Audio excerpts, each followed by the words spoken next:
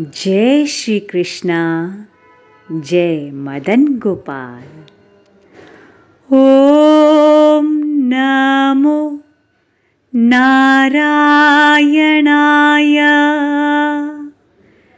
ओम नमो नारायणाय।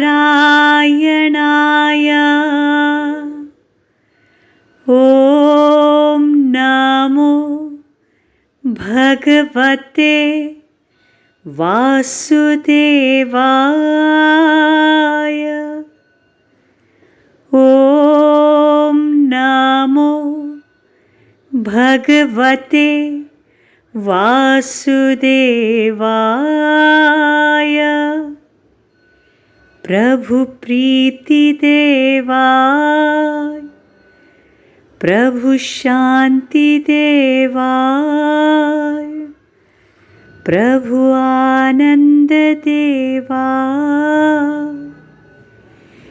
गोविंद की प्यारी एकादशी, भक्तों की प्यारी एकादशी, हरि से है मिलाती एकादशी, पापों को मिटाती एकादशी, जीवन सफल बनाती एकादशी, वैष्णव की प्यारी एकादशी।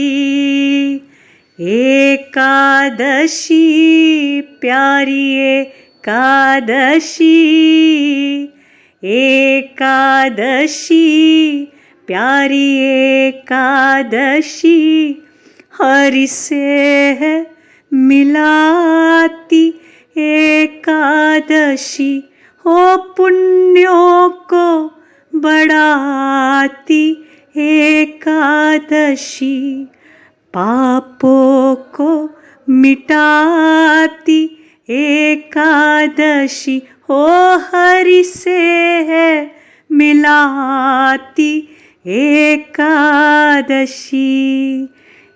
एकादशी प्यारी एकादशी, एकादशी प्यारी एकादशी, हरि की है प्यारी एकादशी, पापों को मिटाती एकादशी। जी हाँ मित्रों, एकादशी व्रत की महिमा ही ऐसी है जो हमारे पापों का शमन करती है, हमारे पुण्यों को उजागर करती है और हमें श्री हरि की शरण में ले जाती है। ऐसी एकादशी व्रत की महिमा को आइए हम जन जन तक पहुँचाएं। इसी शुभ संकल्प के साथ श्री पुत्रदा एकादशी व्रत की महात्म्य आइए हम सभी श्रवण करते हैं। युधिष्ठिर बोले, भगवान श्री कृष्ण कृपा करके पौष मास के शुक्ल पक्ष की एकादशी का महात्म्य बतलाइए। उसका नाम क्या है, उसे करने की विधि क्या है, उसमें किस देवता का पूजन किया जाता है। भगवान श्री कृष्ण ने कहा, राजन, पौष मास के शुक्ल पक्ष की जो एकादशी है उसका नाम पुत्रदा है। पुत्रदा एकादशी को नाम मंत्रों का उच्चारण करके फलों के द्वारा श्री हरि का पूजन करें। नारियल के फल, सुपारी, बिजोरा, नींबू, जमीरा, नींबू, अनार, सुंदर आंवला, लौंग, बेर तथा विशेषता आम के फलों से देव देवेश्वर श्री हरि की पूजा करनी चाहिए। इसी प्रकार धूप दीप से भी भगवान की अर्चना करें। पुत्रदा एकादशी को विशेष रूप से दीपदान करने का विधान है। रात को वैष्णव पुरुषों के साथ जागरण करना चाहिए। जागरण करने वाले को जिस फल की प्राप्ति होती है वह हजारों वर्ष तक तपस्या करने से भी नहीं मिलता। यह सब पापों को हरने वाली उत्तम तिथि है। चराचर जगत सहित समस्त त्रिलोकी में इससे बढ़कर दूसरी कोई तिथि नहीं है। समस्त कामनाओं तथा सिद्धियों के दाता भगवान नारायण इस तिथि के आदि देवता हैं। पूर्व काल की बात है। भद्रावतीपुरी में राजा सुकेतुमान राज्य करते थे। उनकी रानी का नाम चंपा था। राजा को बहुत समय तक कोई वंशधर पुत्र नहीं प्राप्त हुआ, इसलिए दोनों पति पत्नी सदा चिंता और शोक में डूबे रहते थे। राजा के पितर उनके दिए हुए जल को शोकोच्छ्वास से गर्म करके पीते थे। राजा के बाद और कोई ऐसा नहीं दिखाई देता जो हम लोगों का तर्पण करेगा, सोचकर पितर दुखी रहते थे। एक दिन राजा घोड़े पर सवार हो गहन वन में चले गए। पुरोहित आदि किसी को भी इस बात का पता न था। मृग और पक्षियों से सेवित उस घने वन में जहाँ राजा भ्रमण करने लगे, मार्ग में कहीं सियार की बोली सुनाई पड़ती थी तो कहीं उल्लुओं की। जहाँ तहाँ भालू और मृग दृष्टि गोचर हो रहे थे। इस प्रकार घूम घूम कर राजा वन की शोभा देख रहे थे। इतने में दोपहर हो गई। राजा को भूख और प्यास सताने लगी। वे जल की खोज में इधर उधर भटकने लगे। किसी पुण्य के प्रभाव से उन्हें एक उत्तम सरोवर दिखाई दिया, जिसके समीप मुनियों के बहुत से आश्रम थे। शोभाशाली नरेश ने उन आश्रमों की ओर देखा। उस समय शुभ की सूचना देने वाला शकुन होने लगे। राजा का दाहिना नेत्र और दाहिना हाथ फड़कने लगा, जो उत्तम फल की सूचना दे रहा था। सरोवर के तट पर बहुत से मुनि वेद पाठ कर रहे थे। उन्हें देखकर राजा को बड़ा हर्ष हुआ। वे घोड़े से उतरकर मुनियों के सामने खड़े हो गए और पृथक पृथक उन सब की वंदना करने लगे। वे मुनि उत्तम व्रत का पालन करने वाले थे। जब राजा ने हाथ जोड़कर बारंबार दंडवत किया, तब मुनि बोले, राजन, हम लोग तुम पर प्रसन्न हैं। राजा बोले, आप लोग कौन हैं? आपके नाम क्या हैं तथा आप लोग किस लिए यहाँ एकत्रित हुए हैं? कृपया यह सब बतलाइए। मुनि बोले, राजन, हम लोग विश्वदेव हैं। यहाँ स्नान के लिए आए हैं। माघ मास निकट आया है। आज से 5वें दिन माघ का स्नान आरंभ हो जाएगा। आज ही पुत्रदा नाम की एकादशी है, जो व्रत करने वाले मनुष्यों को पुत्र प्रदान करती है। राजा ने कहा, विश्वदेवगण, यदि आप लोग प्रसन्न हैं तो मुझे पुत्र दीजिए। मुनि बोले, राजन, आज पुत्रदा नाम की एकादशी है। इसका व्रत बहुत ही विख्यात है। तुम आज इस उत्तम व्रत का पालन करो। महाराज, भगवान केशव के प्रसाद से तुम्हें पुत्र अवश्य प्राप्त होगा।